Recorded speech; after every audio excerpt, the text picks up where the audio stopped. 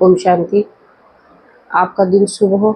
आप जो भी कर्म करें उसमें आपको सफलता मिले, मेरी यही शुभ भावना और शुभकामना है।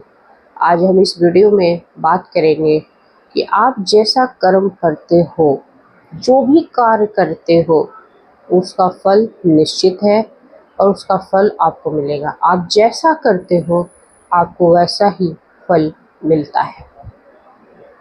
अगर हमने किसी को धोखा दिया है तो आप धोखे के लिए तैयार रहो। आपने किसी को प्यार दिया है तो आप प्यार पाने के लिए तैयार रहो। आपने किसी का भला किया है तो उसका भी आपको फल मिलेगा। आपको ऐश्वर्य की प्राप्ति होगी। आपको बहुत सारे हर कर्मों का मतलब एक फल निश्चित है। आपने किसी की सेवा करी है, आप खुद भूखे रह गए हो, लोगों को खाना खिलाया है, तो उसका तो 100 गुना फल आपको मिलेगा। क्योंकि जैसे ब्याज सहित आपको अपने बुरे कर्मों का फल मिलता है, ब्याज के सहित, मतलब आपने जो बुरा कर्म किया था उससे 10 गुना हो सकता है ज़्यादा मिले आपको अगले जन्म में, या हो सकता है इसी जन्म में आपको मिले। तो हर कर्म का एक फल निश्चित होता है, मतलब कर्मों का हिसाब किताब होता है और हर कर्मों के हिसाब से ही आपको अपना फल मिलता है।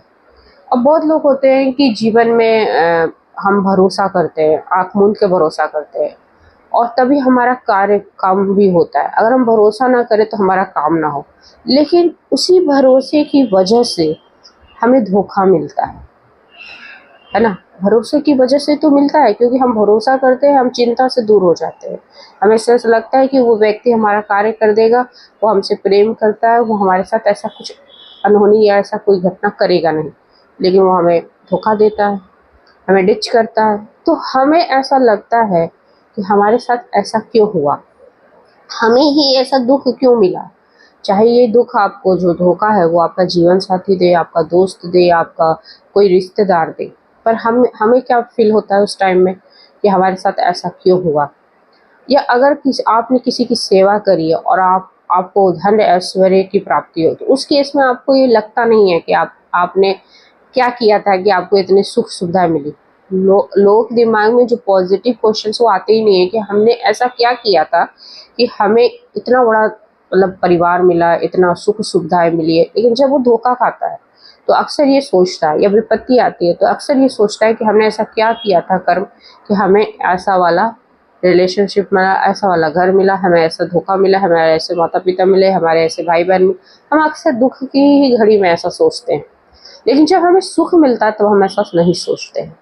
लेकिन आज की स्टोरी आपको ये बताना चाहेगी कि आप किसी इंसान को अगर ये जिज्ञासा हो जाए जानने की कि इतने लोगों का जन्म होता है, इतने लाखों लोगों का जन्म एक ही समय में, एक ही गोत्र में, एक ही ग्रह की दशा में होता है, ठीक है, लेकिन सबका भाग्य अलग अलग होता है। सबकी जो कर्मों का हिसाब किताब के हिसाब से फल भी अलग अलग मिलता है। अलग अलग माता पिता मिलते हैं, अलग अलग भाई बंधु मिलते हैं, अलग अलग जॉब मिलती है, अलग अलग सफलता मिलती है, और किसी को नहीं भी मिलती है, किसी को जॉबलेस हो जाता है इंसान को, बहुत लंबे उम्र तक भी जॉब नहीं मिलती है। तो ऐसा होता क्यों है, इसी पे आज चर्चा करेंगे। और आपको एक स्टोरी सुननी चाहिए इसके लिए। और स्टोरी ये मेरी नहीं, देवकीनंदन जी की है, जो मैं एक बार उनके सभा में गई थी तो वो सुना रहे थे अपने भक्तों को। तो ये स्टोरी वो मेरे जीवन को बहुत टच कर गई। तो मैं चाहती हूँ कि आप भी उस स्टोरी को सुने और उसको समझने की कोशिश करें। स्टोरी शुरू होती है एक राजा से। एक राजा के मन में ये क्वेश्चन आता है कि वो राजा क्यों बना, क्योंकि उस टाइम में, उस ग्रह दिशा में, उस गोत्र में बहुत सारे लोगों का जन्म हुआ, लेकिन वही राजा क्यों बना। और ये जिज्ञासा उसको अपने जो पुरोहित होते राजमहल के उनसे पूछा, उनके पास कोई जवाब नहीं था। फिर उन्होंने कहा कि राजा जी, आप ना सलाहकारों को बुलाइए अपने राज्य में और आप ये क्वेश्चन रखिए।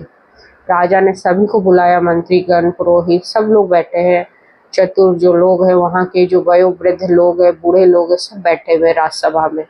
और राजा उनसे पूछते हैं कि भाई बताओ कि मेरा जन्म इस राज्य परिवार में क्यों हुआ और मैं ही राजा क्यों बना। क्योंकि उस टाइम में बहुत सारे लोग का जन्म हुआ, बहुत सारे उसी ग्रह में हुआ, बहुत सारे उसी गोत्र में हुआ, लेकिन वो राजा क्यों नहीं बने और मैं राजा क्यों बना। बहुत बहुत सारे लोग अब इसको सोच में डूब जाते हैं। उनको ऐसा लगता है कि राजा जी ने ये क्या पूछ लिया है, क्या इसका आंसर होगा। ऐसा दिमाग में, अरे भाई आपका जन्म इसलिए हुआ क्योंकि आप राजशाही परिवार में आपका जन्म हुआ है, इसलिए आपको राजा बने हो। उसने बोला कि नहीं, राजशाही परिवार में तो बहुत सारे और भी लोग हैं, वो राजा क्यों नहीं बने। तब तब एक बहुवृद्ध ने बोला कि राजा जी, आपका इस आंसर का जवाब तो मतलब जो उत्तर है वो मतलब क्वेश्चन का, वो मेरे पास तो नहीं है, और मुझे नहीं लगता कि आपके इस राजमहल में किसी के पास है। लेकिन मुझे मन में यहाँ से 8 किलोमीटर दूरी पे एक जंगल है, उस जंगल में एक महात्मा जी रहते हैं और वही आपके इस क्वेश्चन का जवाब दे पाएंगे।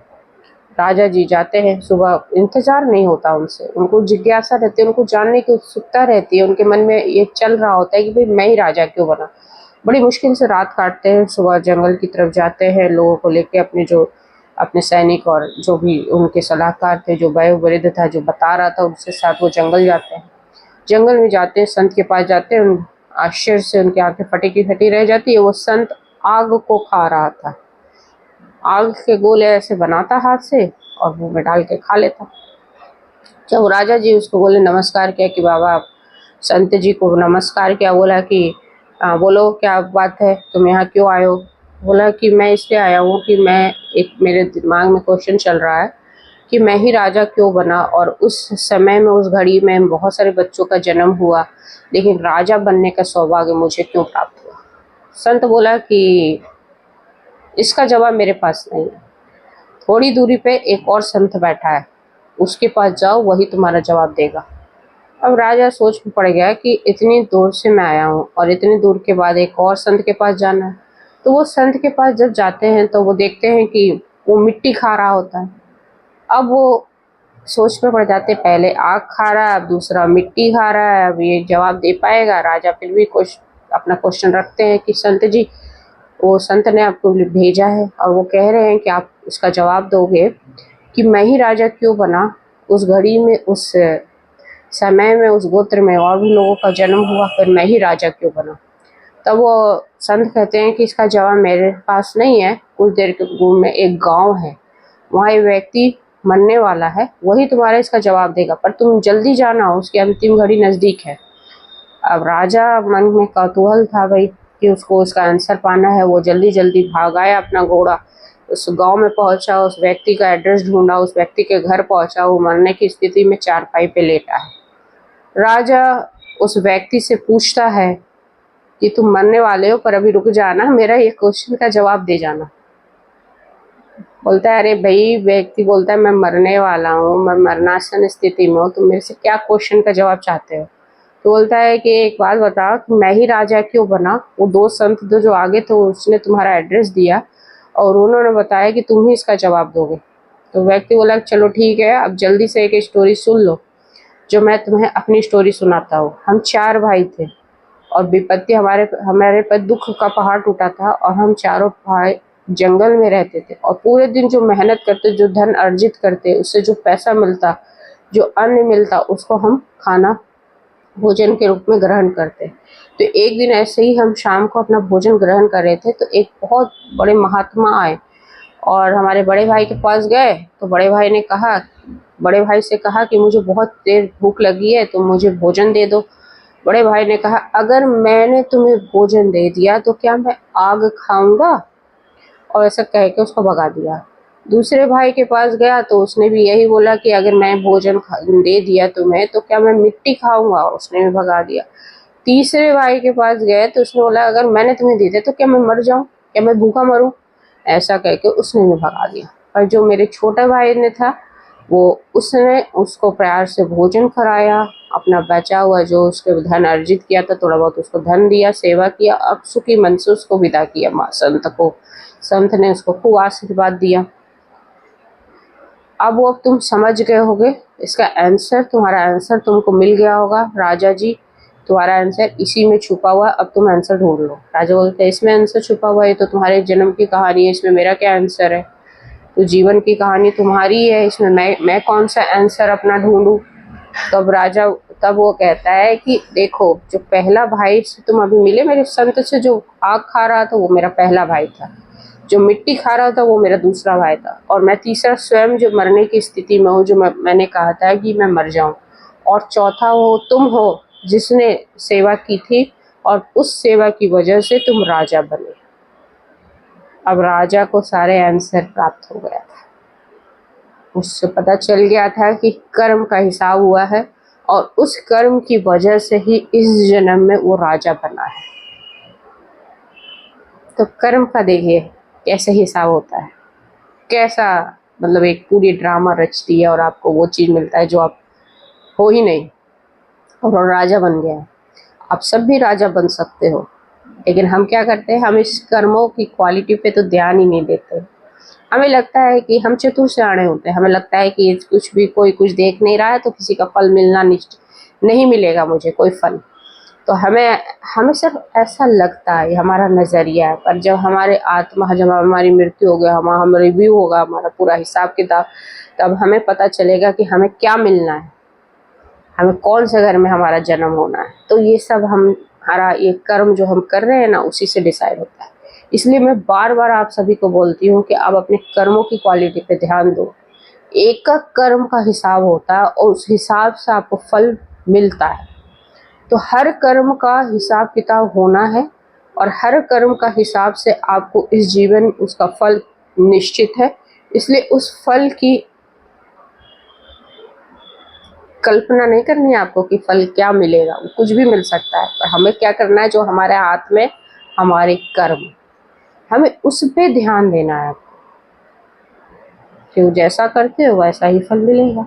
तो सोच समझ के रिश्तों में भी धोखा दो, प्यार करो। एक क्यों धोखा देना है, जब आप किसी रिश्ते में हो तो किसी को धोखा देने की क्यों सोचते हो। कंटिन्यू करो रिश्ते को, प्यार से रहो, क्योंकि आपने ही सेलेक्ट किया था।